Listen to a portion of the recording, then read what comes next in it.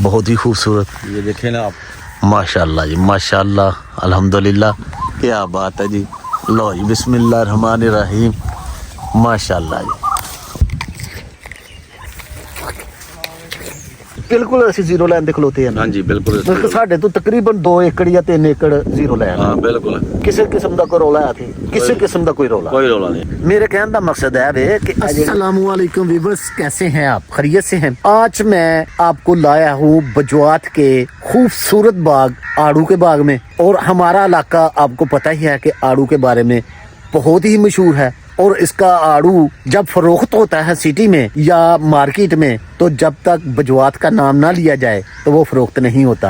तो वैसे भी हमारा जो आड़ू है पूरे बजवात का, ये पूरे पाकिस्तान में तकरीबन जाता है। और बजवात का नाम इस आड़ू ने ही बहुत रोशन किया है, क्योंकि यहाँ पर तकरीबन 700-800 एकड़ बाग लगे हुए हैं। माशाल्लाह से आप देखिए आड़ू। आइए आपको मैं विजिट कराता हूँ। अस्सलाम वालेकुम जी वालेकुम सलाम। क्या हाल है भाईजान, ठीक हो? हाँ जी सेहतां तबीयतां ठीक ने? हाँ जी हाँ जी अजकल इत्थे डेरे लाए ने? हाँ जी हाँ जी, ये बाग है जनाब, झिल्ले है। अच्छा आ जाओ, तो विजिट कराने हैं। आओ जी, फिर तुहानू विजिट तो कराओ। चलो जी। माशाल्लाह से खूबसूरत आड़ू है। तो ये बाग तकरीबन 1 एकड़ पर मुश्तमिल होगा, क्यों भाईजान? हाँ जी, 1 एकड़ बाग। 1 एकड़ है। हाँ जी माशाल्लाह जी माशाल्लाह, बहुत ही खूबसूरत। अच्छा यार, कुछ डानियाँ टूट गई है ना? हाँ जी, ये लेरी तूफान आया सी, अच्छा, आंधी वगैरह, उसकी वजह से टूट गई है। नाले अपना वजन भी आड़ूआं दा है ना? हाँ जी, ये वजन बहुत है। हाँ माशाल्लाह जी, बहुत ही खूबसूरत। ये देखें ना आप, माशाल्लाह जी माशाल्लाह, अल्हम्दुलिल्लाह, सवात नहीं बजवात। माशाल्लाह, क्या बात है जी। ये छोटी सी टहनी है, हाँ माशाल्लाह से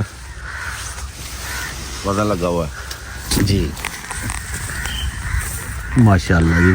अच्छा जी, ਇਹ ਦੱਸੋ हाँ जी। ਕਿ ਇਹਨੂੰ ਜਿਹੜਾ ਨਾ ਕਿਹੜੇ ਜਾਨਵਰ ਜਿਹੜੇ ਨੇ ਨਾ ਖਾਂਦੇ ਨੇ?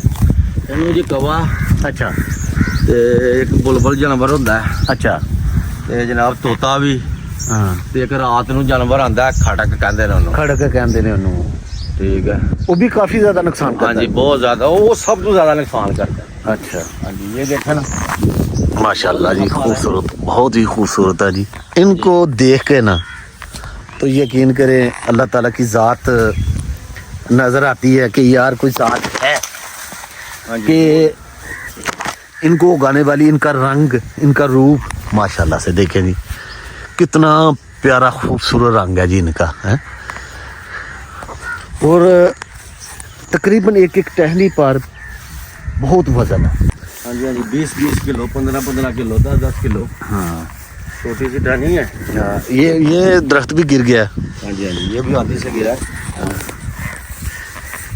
अच्छा जी, तो क्या बात है जी, जो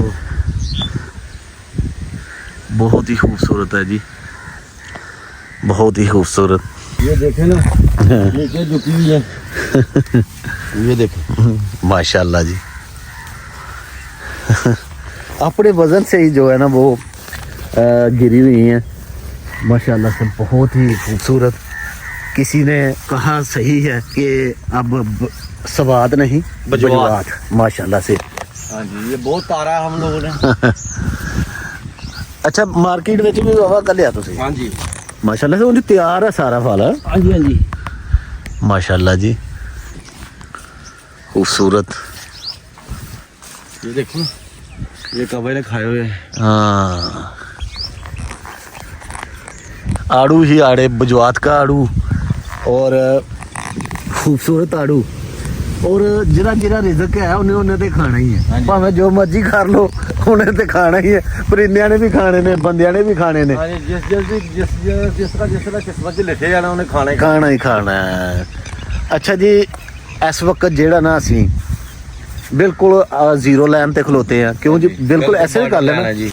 बिल्कुल ਅਸੀਂ ਜ਼ੀਰੋ ਲਾਈਨ ਤੇ ਖਲੋਤੇ ਹਾਂ। हाँ जी, बिल्कुल जीरो लाइन देखो। ਤੇ ਮਤਲਬ ਸਾਡੇ ਤੋਂ ਤਕਰੀਬਨ 2 ਏਕੜ ਜਾਂ 3 ਏਕੜ ਜ਼ੀਰੋ ਲਾਈਨ। हाँ बिल्कुल, ਕਿਸੇ ਕਿਸਮ ਦਾ ਕੋਈ ਰੌਲਾ ਹੈ ਤੇ ਕਿਸੇ ਕਿਸਮ ਦਾ ਕੋਈ ਰੌਲਾ। कोई रौला नहीं है। ਤੋ ਮੇਰੇ ਕਹਿਣ ਦਾ ਮਕਸਦ ਹੈ ਵੇ ਕਿ ਇਹ ਜਿਹੜੇ ਅਸੀਂ ਘਰਾਂ ਦੇ ਵਿੱਚੋਂ ਨੱਸ ਕੇ ਸਿਟੀ ਤੇ ਜਾਂਦੇ ਆ ਜਾਂ ਆਪਣੇ ਭੈਣ ਭਰਾਵਾਂ ਕੋਲ ਟੁਰ ਜਾਂਦੇ ਆ ਸਾਰਾ ਟੱਬਰ।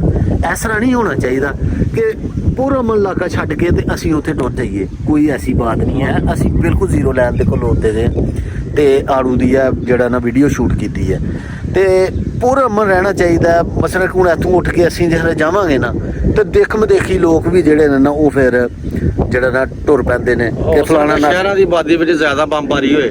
ਹਾਂ ਤੇ ਕਿਹਾ ਨਹੀਂ ਜਾ ਸਕਦਾ, ਕੁਝ ਕਿਹਾ ਨਹੀਂ ਜਾ ਸਕਦਾ ਤੇ ਆਪਣੇ ਘਰਾਂ ਵਿੱਚ ਹੀ ਰਹਿਣਾ। ਉਹ ਜੇ ਜੰਗ ਲੱਗਣੀ ਹੈ ਤੇ ਫਿਰ ਤਾਂ ਸਾਰੇ ਲੱਗਣੀ ਹੈ। ਹਾਂਜੀ ਹਾਂਜੀ। ਬਹਰਹਾਲ ਜੀ ਮੇਰਾ ਇਹ ਸਬਜ਼ੀ ਵੀ ਲੱਗੀ ਹੋਈ ਜੀ।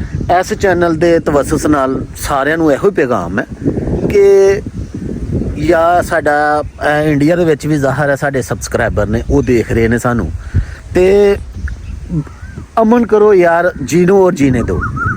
ये इतना बड़ा खर्चा हो रहा है, बम खरीद रहे हैं, मज़ाइल खरीद रहे हैं, टैंक खरीद रहे हैं। इन्हीं पैसों से अगर तलीम पर खर्च हो, तिजारत करें, पूरा मन रहें तो वो कैसा है। अस्पताल बनाएं तो यकीन कर बिल्कुल ज़ीरो लाइन पे है। कोई ऐसी बात नहीं है। हमें अपना घर छोड़कर कभी भी नहीं जाना चाहिए। भाई खलील, जियो और जीने दो। हाँ जी, जियो और जीने दो, जियो और जीने दो और आड़ू खाएं। लो जी, बिस्मिल्लाह रहमान रहीम, माशाल्लाह जी,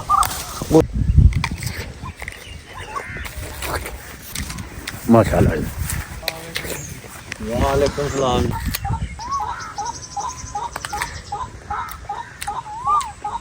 ये कोई चीज़ बोल रही है, बहुत ही मज़ा आ रहा है आड़ू खाने का भी और परिंदों की आवाज़ें सुनने का भी। आड़ूआं दे बाग विच वड़ जाओ ते आड़ू पसंद नहीं आंदा क्योंकि वो तुहाडे अगे बाफर मकदार दे विच मौजूद ने।